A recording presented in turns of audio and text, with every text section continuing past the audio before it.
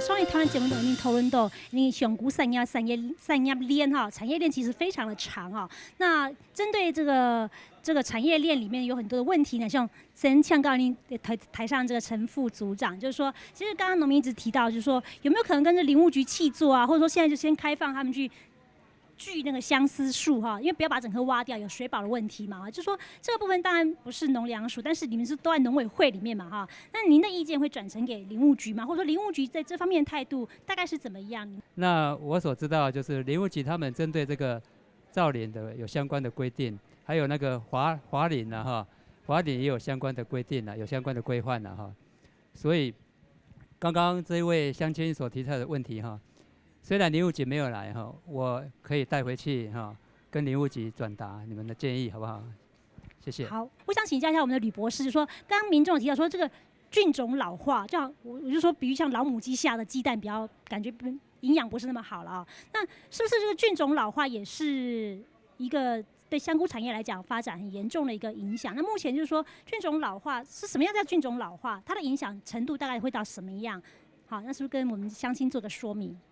菌种其实就是这个整个香菇的产业最重要的一环，因为为什么在各国他们会相当重视这个菌种研发中心或菌种研究的单位，是因为好的菌种它会有好的表现，它的产量、它的品质都会是好的。那这几年来，我们有上新社来调查，也有来看。那在99年和去年的时候，有承蒙农粮署提供经费，让我们去做一个香菇菌种的那个鉴定。那在这个过程中，我们发现就是说，在国内这些大部分那个栽培业者所自留的这个菌种里头，或多或少保存上面有一些困难，所以呢，他们的菌种也出现弱化的情形。那整体来看，它的走菌速度已经差异很大。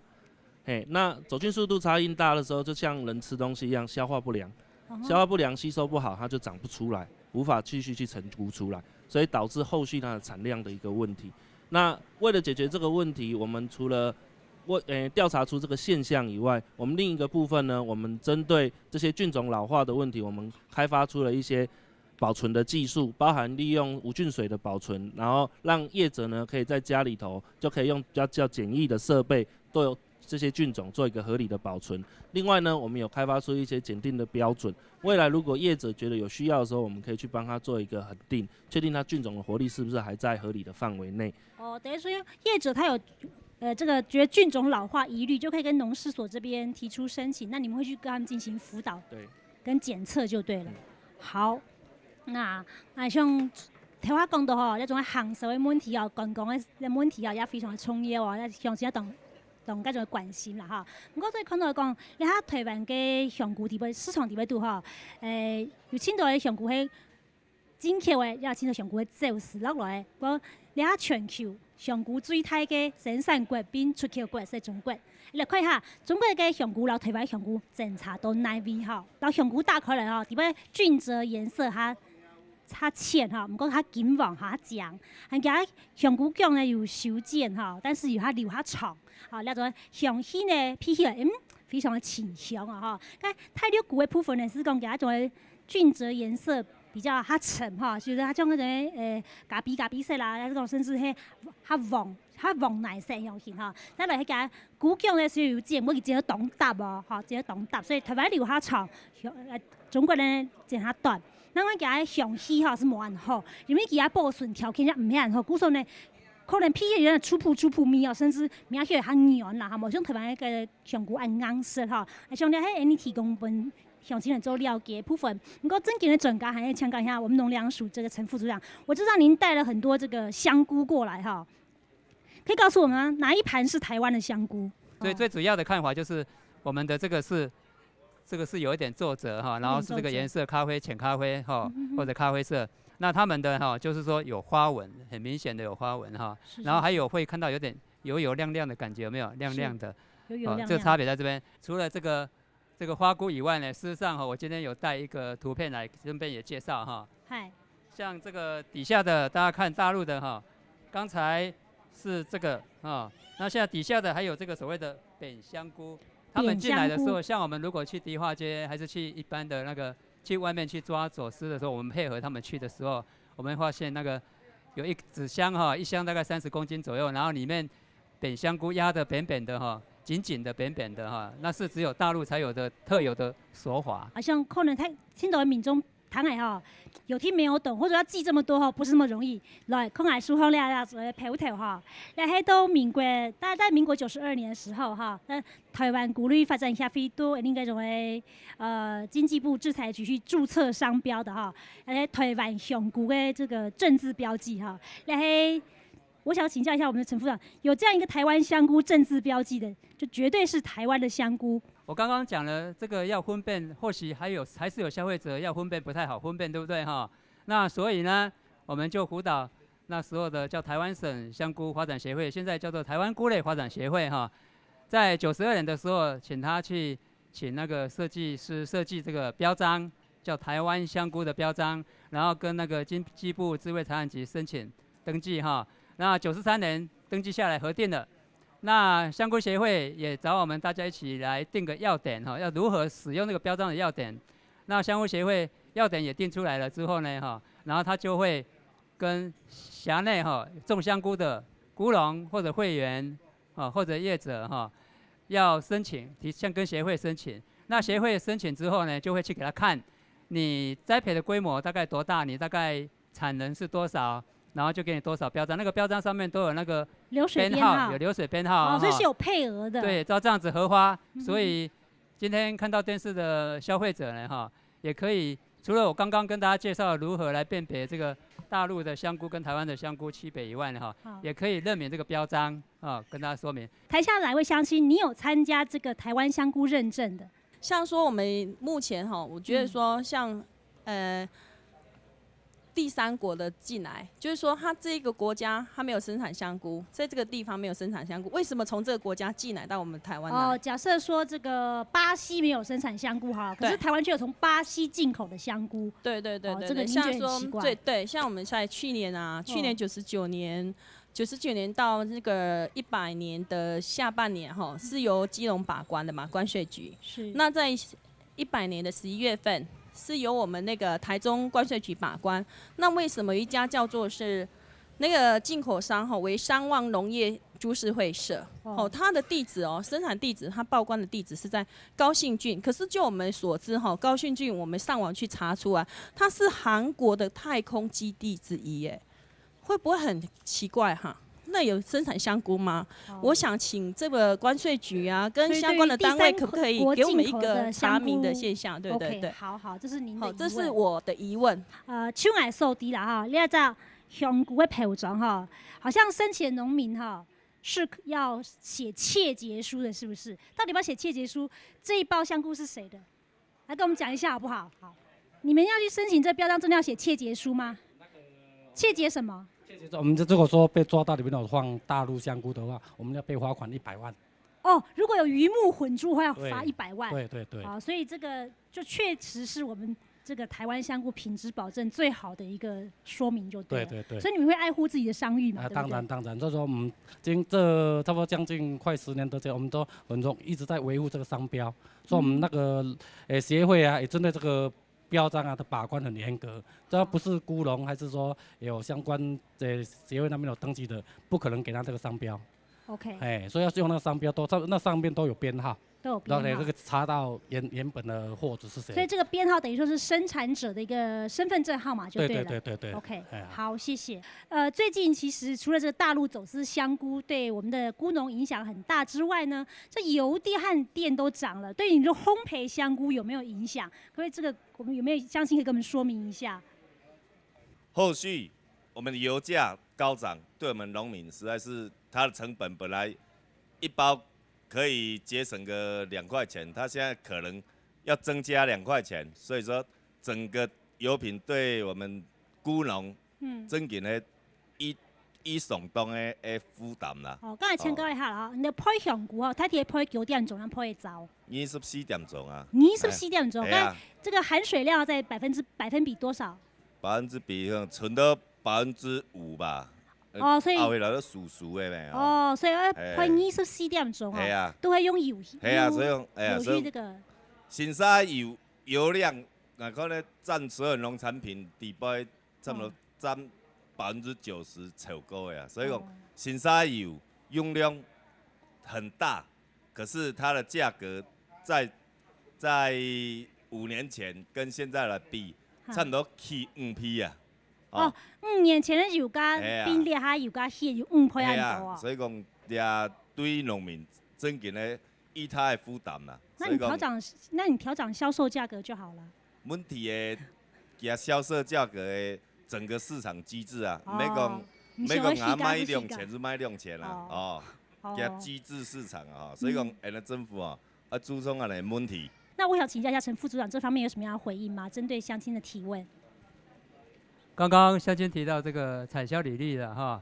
产销履历的也是个跟标章一样，是可以这个追溯，有这个追溯的作用，可以追溯到试水生产的，所以说让生产者可以自律，可以自我约束哈。是啊，另外也提到这个品牌哈，另外自己也有自己的品牌。事实上，我们政府针对其他的产品也是一样，除了标章，事实上也有可以辅导建立这个优质农产品的品牌哈，自己有自己的品牌，因为如果你所生产的产品品质确实很好，那品质确实很好，你要让消费者知道，那消费者知道你就是有你自己的品牌，所以品牌跟标章是并没有冲突的，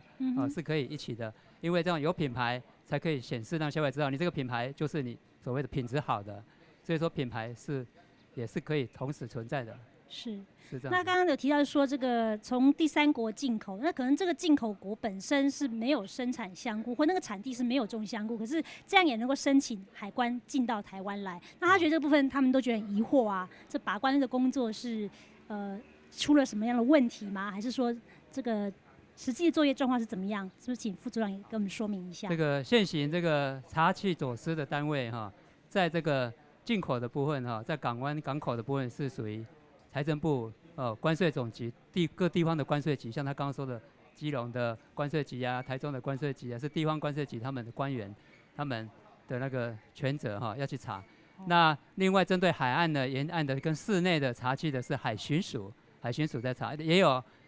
那个警政署，也有调查局。那这些查缉单位呢，事实上我们农粮署人哈接到农民的反映的哈，我们也都会发函哈给这些查缉单位，请他们要加强的查缉以外呢哈，事实上在针对这个四面查缉的话，他们也会要我们跟他配合一起去做那个四面的联合的查缉哈。那另外呢，我们农委会呢哈也针对这些农产品的走私这些严重性哈，所以事实上农委会在91年开始就成立了6个协助海关的鉴定小组哈，像说有稻米啊、花卉哈，另外还有像香菇，这是属于那个杂粮蔬菜特作的小组，另外还有那个林产品的、畜产品的、水产品的，有这些鉴定小组哈。那海关还是海巡署，他们呢接受这个海关的话是接受这个进口商、贸易商，他们要进口香菇进来，他们有进口报单。那报单跟产品过来的话，它报单上如果写的是韩国也好，还是东南亚也好，他们如果认为质疑说，这个跟大陆比较接连的地方、比较就近的国家哈，他们认为有质疑哈，那他们就会取样，会采取样品寄过来给我们哈，那我们会给相关的专家去做一个判定。要查走私的工作还持续来做吼，像也主要是加假使迄台湾的4股1股案多，好，不过头下讲到台湾的香菇，所以卖到按好假使吼，也毋免无脱离的。除了讲那个品质好以外呢，也就技术好以外呢，当然啦，生产成本非常的高吼，像头下伊个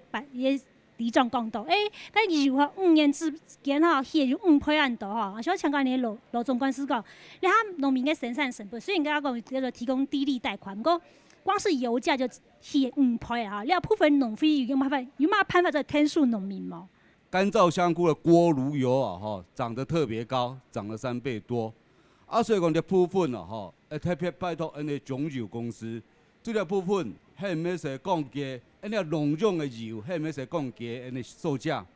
农会愿意踏出来做统一采购的动作，集体采购的动作，降低这个销售成本。所以说，希望中油我们可以跟他议价，好，由农会来把关，保证所购得的锅炉油一定是农用使用，好，用在烘干香菇使用，不会作为其他的工业使用用油。所以说这部分的话，我们希望我们的经济部针对这个中油这边能够降低这个锅炉油的售价哈，然后由农会来统一把关，统一集体采购。好。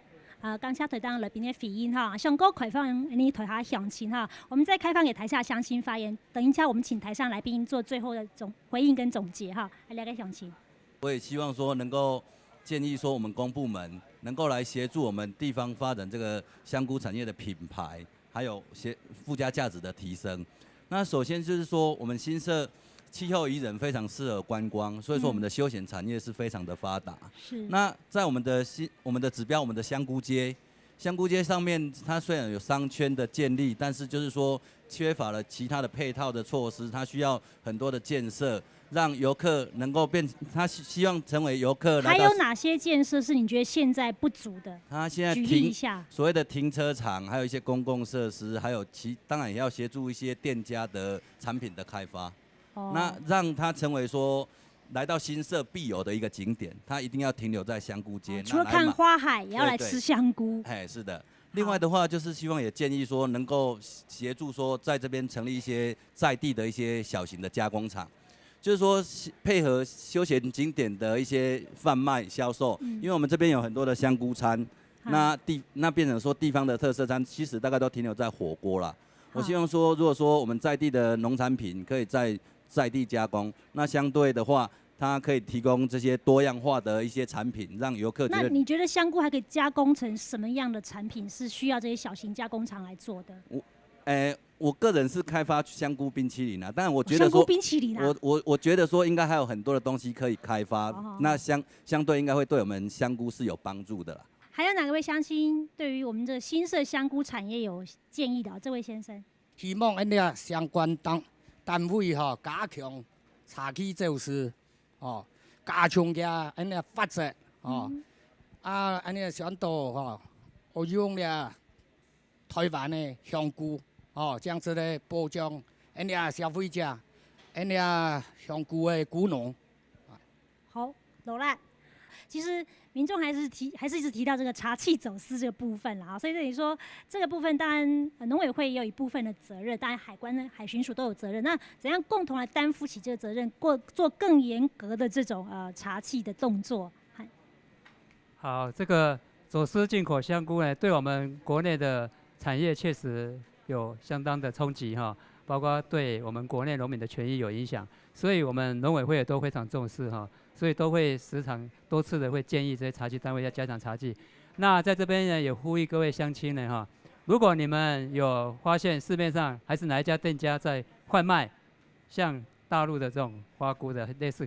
怀疑，而且你们可以跟我刚刚讲这几个茶具单位打电话跟他们检举。那我想请教吕博士说，针对这个技术的提升也好啦，因应这个新的这个气候变化也好，甚至菌种的这个培育改良也好，那农事所这边会持续的做什么样的努力，提供给农民做服务？农事所从99年起因为我们针对这个菌种弱化，因为我们目前使用的干香菇、品系271黑枣这一类的，其实在台湾已经使用超过20年。那我们从99年起，我们已经开始做一些选育的动作，目前也有一些新的品系在新社地区做一个测试。那未来如果这些品系符合商业的水平的话，我们会将这些品种把它是用推广或者是寄转的方式提供给农民来使用，那借此呢让农民的产量能够增加。那至于说像刚才业者有提到说一些加工品的开发，也许这我们后面会陆续去做一些测试，因为目前我们是有先针对香菇它有一个去柄的部分，它那个连那个木屑的区块的那个部分，我们有把它尝试开发做成饲料添加物，我们把废物再做利用。但是如果说要针对这些食品食材的再开发或再利用的时候，也许我们可以换一个角度再重新再跟食品研究所对去配合合作。OK， 好，谢谢。刚才像我请教罗总干事讲，其实听我讲到